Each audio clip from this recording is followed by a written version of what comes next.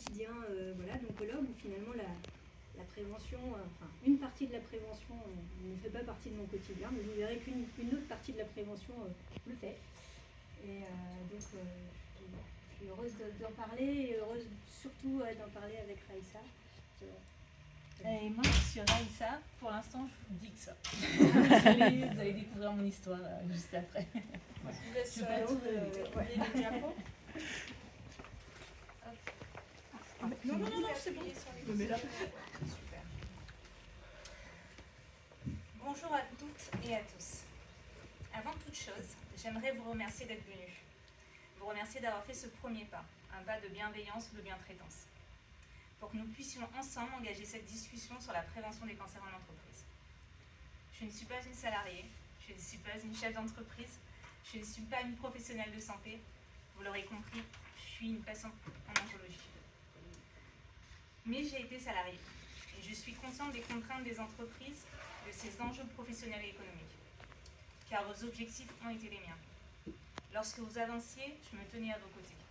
Lorsque vous étiez en difficulté, nous l'étions ensemble. Lorsque vous fêtiez une victoire, c'est avec une grande fierté et à l'unisson que nous la fêtions. J'ai vécu dans vos murs. J'y ai fait des rencontres formidables.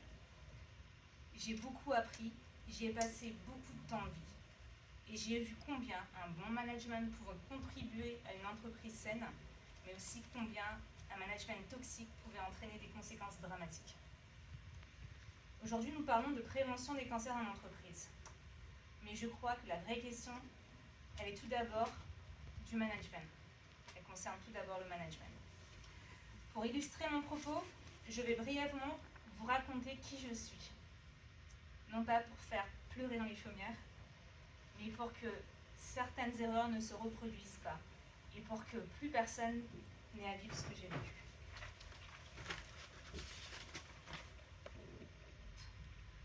J'aimerais commencer par vous présenter quelqu'un de très spécial. Elle s'appelle Loïs.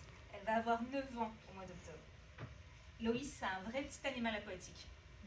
Un petit bonbon sucré qui s'émerveille de tout, qui chante toutes les actions qu'elle entreprend et qui parle continuellement en rebondissant d'image en idée. Ce petit bonbon a fait une entrée fracassante dans sa vie et dans la nôtre, parce que Loïs a été une grande prématurée. Et je vais vous raconter pourquoi. Vous l'aurez compris, Loïs, c'est ma fille. Je m'appelle Raïssa Fariam Zélissi. J'ai 44 ans, je suis originaire de La Réunion. Je suis épouse, mère de 3 enfants et patiente en oncologie. Il y a 9 ans, alors que j'étais enceinte de Loïs, ma vie a basculé. Cette grossesse a été très compliquée. Je vomissais quotidiennement, à chaque repas. Au contrôle chez la gynécologue, on m'indiquait que l'enfant était en bonne santé. Et on me disait constamment que cela faisait partie de la grossesse. Normal. Mais à 7 mois de grossesse, j'avais perdu 4 kilos. Je suis passée de 60 kilos à 56 kilos. Ma gynécologue, alertée par mon mari, a décidé de m'hospitaliser. Après plusieurs contrôles, le diagnostic tombe. Un ulcère de l'estomac qui cachait un cancer, particulièrement agressif, stimulé par les hormones de la grossesse. Tout va très vite ensuite. Césarienne pour sauver l'enfant, implant des cathéters et début des chimiothérapies.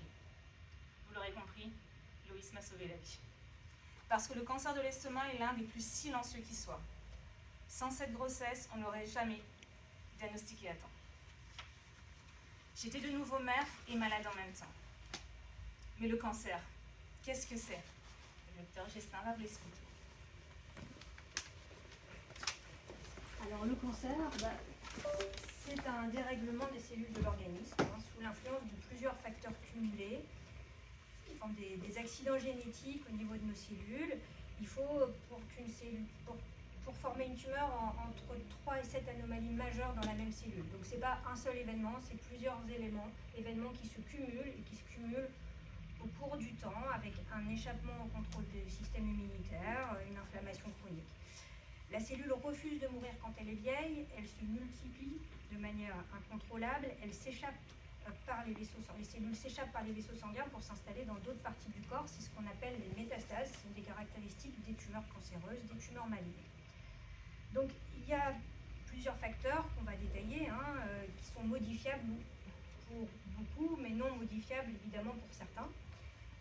Le tabac, l'alcool, certaines expositions, comme aux UV, aux radiations ionisantes, des produits chimiques cancérogènes, certaines infections qui sont cancérogènes, le papillomavirus, l'hépatite B, C, l'hélicobactère pylori, qui est une bactérie qui se trouve dans les cancers de l'estomac et qui provoque une inflammation chronique.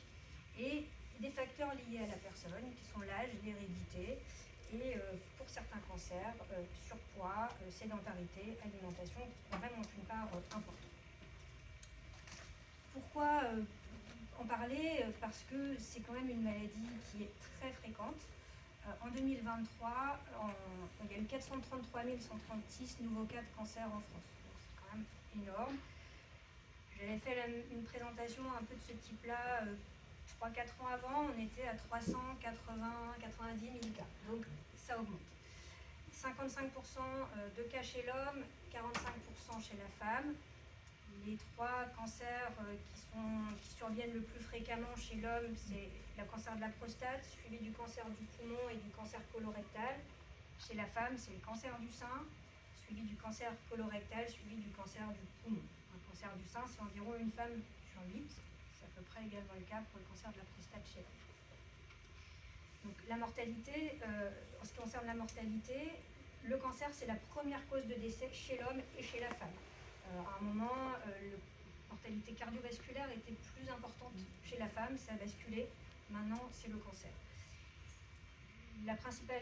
Les principaux cancers qui sont à l'origine de la mortalité, c'est le cancer du poumon, cancer colorectal et cancer prostate chez l'homme, par ordre décroissant, et chez la femme, le cancer du sein, du cancer du poumon et du cancer colorectal. Le cancer du poumon prend une part de plus en plus importante chez la femme. Et on est bon, ça c'est moi. Et voilà, et je repasse la parole. On va faire un retour en arrière,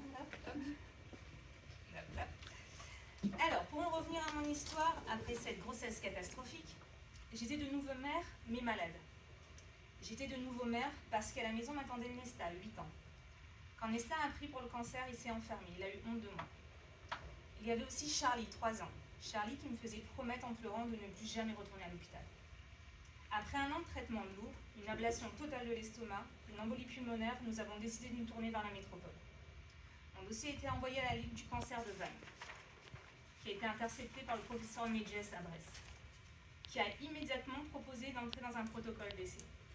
Immédiatement. Nous avions 72 heures pour venir signer l'essai.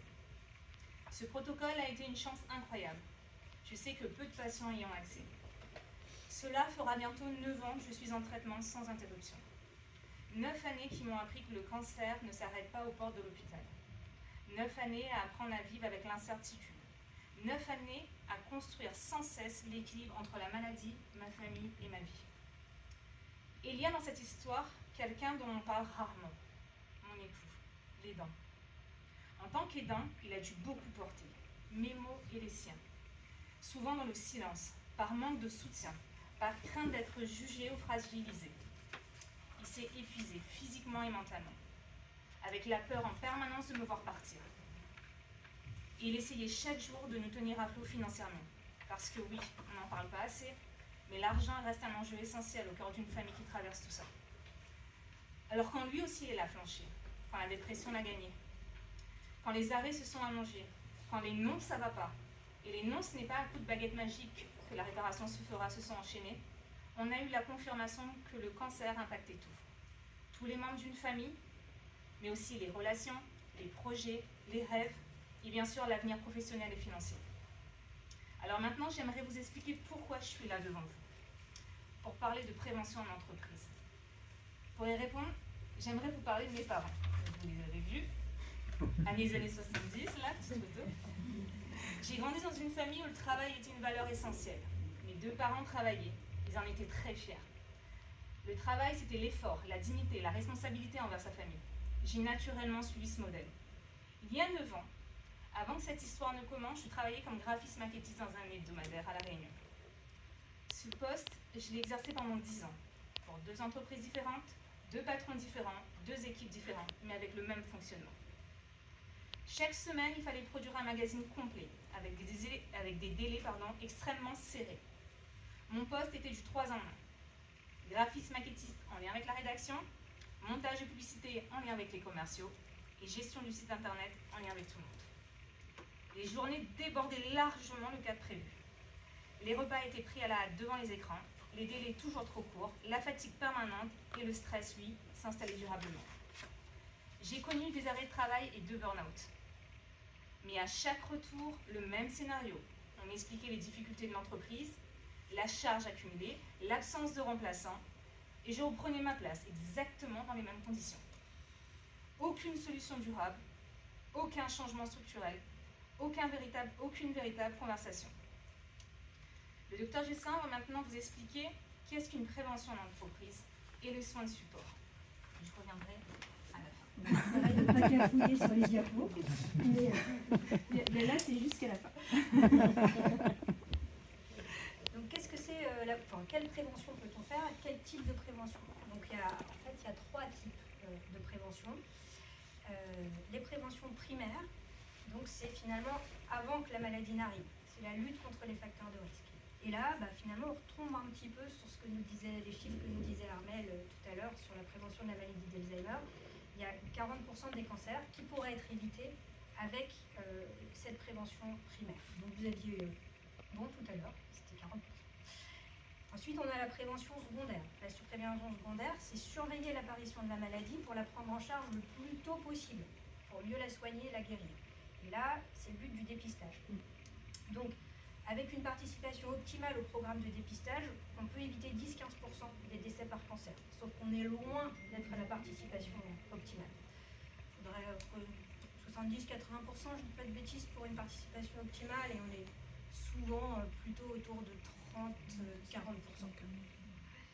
Et puis il y a la prévention tertiaire, donc ça c'est plus le quotidien finalement dans les services d'oncologie, même si je pense qu'on n'est pas encore assez performant, disons. Ça consiste à diminuer les séquelles ou les conséquences de la maladie en les prenant mieux en charge et en les anticipant. C'est le cas des soins oncologiques de support. Et ça concerne les patients donc, qui sont malades, qui sont en soins, mais également les patients qui ne sont plus en soins et donc qui vont retourner travailler, essaient de retrouver la vie quotidienne la plus normale, entre guillemets, possible. Donc, pour ce qui est de la prévention primaire, il faut lutter contre les facteurs de risque. Et donc, les 3 principaux facteurs de risque contre lesquels on peut lutter et qui ont une importance importante, il y a le tabagisme. Je referai un point là-dessus. L'alcool également. Et puis, il faut effectivement insister sur la lutte contre la sédentarité, l'activité physique, une alimentation telle que vous l'a décrit Armelle également tout à l'heure, et un contrôle du poids. Les autres facteurs de risque, c'est l'exposition aux UV, donc là, l'exposition solaire, à éviter entre 12h et 16h, bien se protéger, mettre des crèmes solaires, etc., pour lutter contre les cancers cutanés. Les vaccinations, papillomavirus, hépatite B, papillomavirus, couplé au dépistage, on pourrait éviter 80% des cancers du col, c'est quand même majeur. Il y a des facteurs génétiques, entre guillemets, on ne peut pas forcément lutter contre, mais on peut aller quand même dépister, rechercher, et puis il y a des interventions qui se font. Et puis il y a des expositions à certains cancérogènes, donc dans le milieu professionnel, là, Brice connaît bien le sujet, il y a les perturbateurs endocriniens, donc n'hésitez pas à poser des questions tout à l'heure sur ces expositions. Et j'ai mis et le stress pour l'interrogation, parce qu'en fait le stress il revient finalement beaucoup. On n'a pas d'études directes, c'est très difficile à prouver. Il n'y a pas d'études directes qui nous disent que le stress est un facteur de risque de cancer. Par contre, l'excès de cortisol de manière chronique fait baisser l'immunité. L'immunité sur la jeunesse du cancer n'est pas forcément anodine.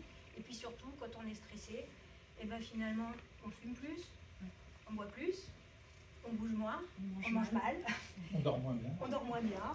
Et finalement, on fait moins de bilan de santé, on se vaccine peut-être moins bien, et puis finalement, on est dans un engrenage où, malgré tout, tout ça, ce sont des facteurs de risque de cancer. En ce qui concerne la prévention secondaire, donc, je vais vous parler du dépistage. Le dépistage peut être organisé ou il peut être individuel. organisé, c'est organisé par les autorités de santé, en général pour d'une tranche d'âge. Donc ceux qui sont organisés, c'est cancer du sein, cancer du côlon, vous recevez ça dans votre boîte aux lettres, le cancer du col de l'utérus, ou individuel, là c'est sur l'initiative du patient, du professionnel de santé. Voilà. S'il y a des antécédents familiaux particuliers, si on est inquiet pour la prostate, enfin voilà, le dosage du PSA par exemple fait partie du dépistage individuel. Pourquoi est-ce qu'il fait partie du dépistage organisé? C'est parce que en fait, on diagnostique plein de cancers de prostate et il y a beaucoup de ces cancers de prostate qu'on peut diagnostiquer et qui vont être latents, pas faire de maladie, et finalement les traitements en eux-mêmes peuvent, quand il n'y a pas de symptômes, peuvent parfois être assez lourds pour les patients avec des séquelles. Et on ne sait pas, on ne peut pas dire quels. Voilà, on peut diagnostiquer des cancers de prostate, mais on ne peut pas dire lesquels vont être réellement évolutifs. Et donc pour l'instant, ça fait partie du dépistage individuel. Et puis en ce qui concerne la prévention tertiaire, elle survient cette prévention quand le traitement est en cours. L'objectif, c'est de favoriser l'efficacité des traitements, diminuer les complications des traitements. Donc là, on insiste sur la bonne observance des traitements, pour que les patients puissent bien suivre leur traitement, puissent avoir un suivi adapté au niveau des examens complémentaires, au niveau avec leur équipe d'oncologie, et puissent bénéficier de soins de support. Je reviendrai sur les soins de support. Et puis la prévention tertiaire, c'est aussi quand le traitement est terminé. Donc l'objectif, c'est de réduire le risque de récidive et de second cancer. Donc avoir une surveillance adaptée, pouvoir faire des dépistages pour éviter des seconds cancers, bénéficier de soins de support pour mieux vivre sa maladie, et puis sa reprise surtout d'activité et de vie quotidienne. C'est aussi la prévention tertiaire, la prise en charge des toxicités chroniques secondaires à la maladie et au traitement. Il peut y avoir après des chirurgies, après des chimios, etc. Et puis favoriser la réinsertion sociale et professionnelle. Il peut y avoir de la fatigue chronique, il peut y avoir des douleurs, il peut y avoir des problèmes de concentration, ce qu'on appelle le brouillard cérébral après les traitements. Et tout ça, ça se prend en charge. Mais les patients, ils peuvent aussi avoir d'autres envies, d'autres souhaits, se trouver et être finalement des éléments moteurs aussi lors de la reprise du travail est très intéressant pour l'entreprise. Donc qu'est-ce que sont les soins de support? Voilà. Les soins de support, on en parle beaucoup en oncologie. Alors, ce sont les soins proposés en association au traitement spécifique du cancer. Donc les traitements spécifiques du cancer, ça peut être la chirurgie, la chimiothérapie, l'hormonothérapie, l'immunothérapie, les thérapies ciblées, la radiothérapie, voilà, il y a quand même pas mal. Et donc les soins qu'on propose en association à ces traitements-là, et sont des soins qu'on propose également dans l'après-cancer. Et l'objectif, c'est d'assurer la meilleure qualité de vie possible pour les patients dans une approche globale, physique, psychologique. Et donc, c'est une multitude de disciplines, la prise en charge de la douleur, le soutien psychologique, l'accompagnement nutritionnel, diététique, l'accompagnement social, familial, les aidants, professionnel, la lutte contre les addictions, tabac, alcool, etc., l'activité physique adaptée, préservation de fertilité, la prise en soin de la sexualité, qui est quand même un problème qui n'est pas anodin en oncologie, et la réadaptation cognitive, et puis plein d'autres. Et à côté de ces soins de support, on a pour l'instant ce qu'on appelle les soins de confort, et là la méditation peut en faire partie, la sophrologie, les soins socio-esthétiques, tout ce qui fait partie, qui aide au confort du malade. J'ai prévu 3 focus. Un focus tabac, parce que c'est difficile de ne pas en parler. Voilà. Responsable de 75 000 décès, dont 45 000 par cancer par an en France. C'est en tête de toutes les causes de cancer. Et c'est à l'origine de 17 localisations de cancers différents. Donc, plus de 8 cancers du poumon sur 10 sont liés au tabac. Donc, effectivement, en supprimant le tabac, on supprime beaucoup de cancers du poumon. Près de 70% des cancers des voies aérodigestives supérieures, c'est le cancer ORL. 35% des cancers de la vessie, on en a parlé dans le quiz. Et il serait aussi impliqué dans le développement d'autres cancers, comme les cancers du foie, pancréas, estomac, rein, col, sein, côlon rectal, ovaire, certaines vessie. Donc, ce qu'il y a dans une cigarette, donc il y a de la nicotine qui favorise l'addiction, mais elle-même n'est pas cancérigène. Par contre, la fumée du tabac contient beaucoup de substances chimiques cancérigènes, et c'est ça qui favorise le développement du cancer. Donc, finalement, c'est la durée, le nombre de cigarettes bien sûr, mais surtout la durée pendant laquelle on a fumé qui est important. Donc, il faut s'arrêter de fumer le plus tôt possible. Dans une cigarette, on a aussi du monoxyde de carbone, donc ça c'est ce qui entraîne la gêne respiratoire, ça diminue assez vite. Au niveau de la fluidité de la circulation sanguine, quand on arrête de fumer au bout d'une semaine, on voit l'amélioration. Pour le goût, il faut à peu près 2 semaines. Pour la toux, il faut à peu près 1 mois. Pour l'aide à l'activité physique, bon, allez, au bout de 3 mois, c'est bon. Les surinfections respiratoires, au bout de 6 mois, c'est moins fréquent. Pour les maladies coronariennes, il faut attendre quand même 1 an pour avoir une réduction du risque de 50%. Et pour un cancer, il faut au moins 15 ans pour atteindre un risque pas loin de celui d'un non-fumeur, même si ça ne revient vraiment pas réellement au même stade qu'un non-fumeur. Donc il faut accompagner l'arrêt du tabac par un soutien médical, par des substituts nicotiniques, par des changements de routine et par l'activité physique, parce que ça peut compenser le manque de dopamine, en agissant sur le circuit de la récompense, libérer des endorphines, réduire la perception du stress et du manque, libérer de la sérotonine, et ce qui permet également de réduire le cortisol à long terme. La cigarette électronique, dans certains, c'est assez controversé, dans certains pays, c'est considéré comme un soutien à l'arrêt du tabac. En France, c'est plus, comment dire, ambivalent. En fait, c'est plus ambivalent parce que c'est pas dénué de risques cancérogènes non plus. Et entre la cigarette électronique et rien, faut mieux rien. Mais entre le tabac et la cigarette électronique, malgré tout, je pense que c'est mieux la cigarette électronique. Puis il y a toujours, mais le même mécanisme addictif. Il y a le même mécanisme addictif, et en fait, c'est les vapeurs qui seraient quand même. On remplace, mais le problème initial est toujours le même. Il est toujours là sur la dépendance, sur l'addiction. Mais c'est sans doute un peu moins toxique. Enfin, c'est sûrement un peu toxique. Pour l'alcool, c'est la 2e cause évitable de mortalité par cancer, responsable de 28 000 nouveaux cas. Donc les cancers du sein, comme on disait tout à l'heure, c'est quand même responsable de plus de 8 000 cas par an, des cancers colorectaux, cancers ORL, du foie, de l'œsophage, de l'estomac.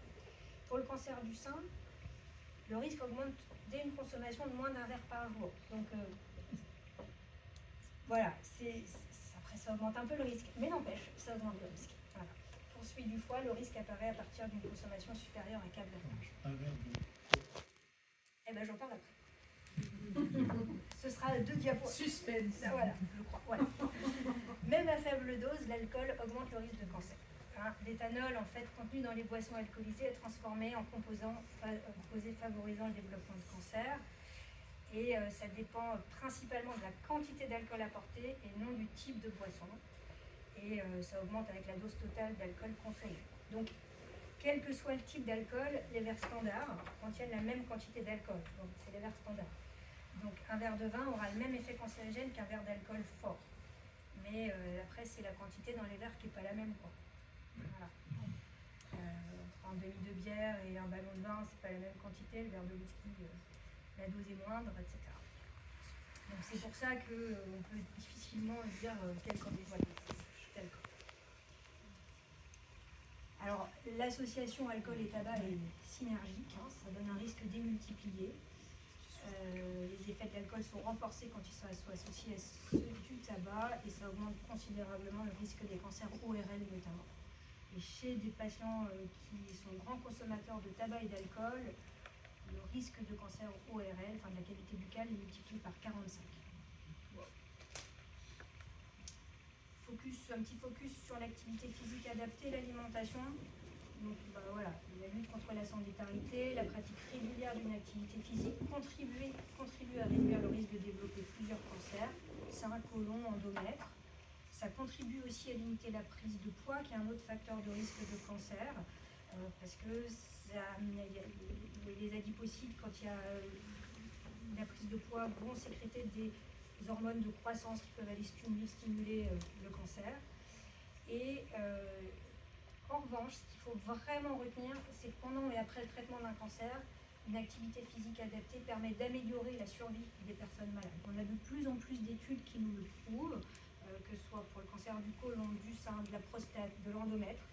La pratique d'une activité physique diminue le risque de rechute, améliore le pronostic des patients et parfois plus qu'une chimiothérapie post-opératoire qu'on peut proposer.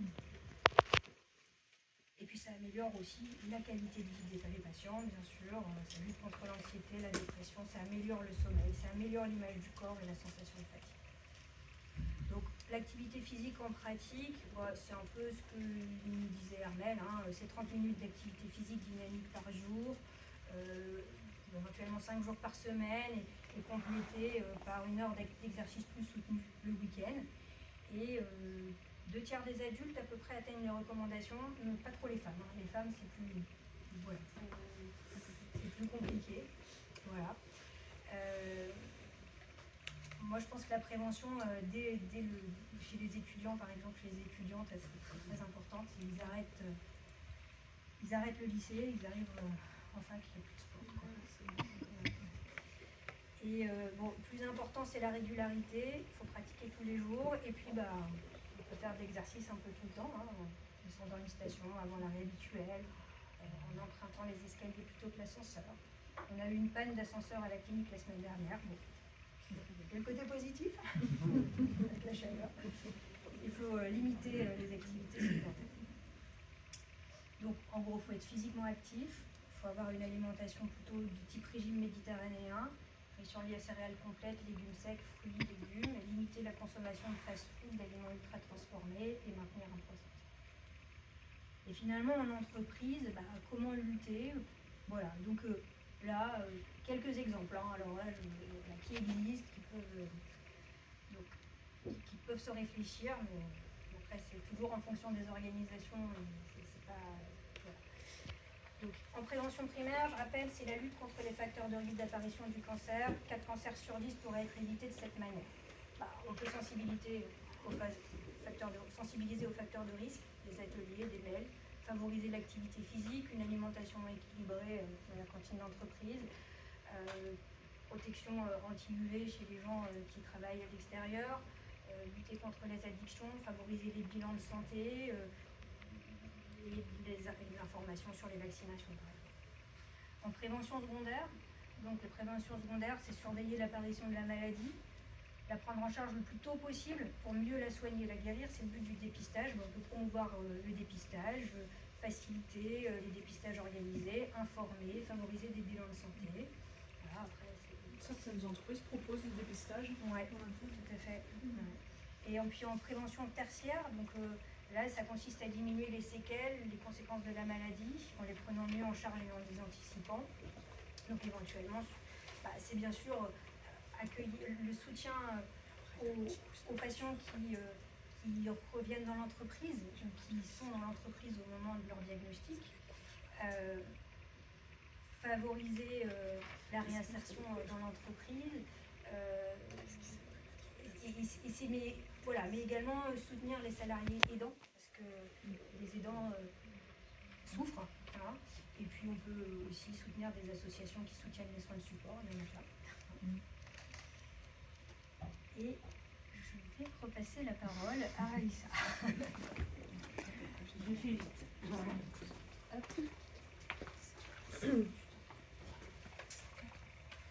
Alors, pour en revenir à mon histoire, comme l'a expliqué le Dr Gestin, le stress chronique fragilise aussi le corps. Pour ma part, avec le recul, je ne cherche à désigner aucun coupable.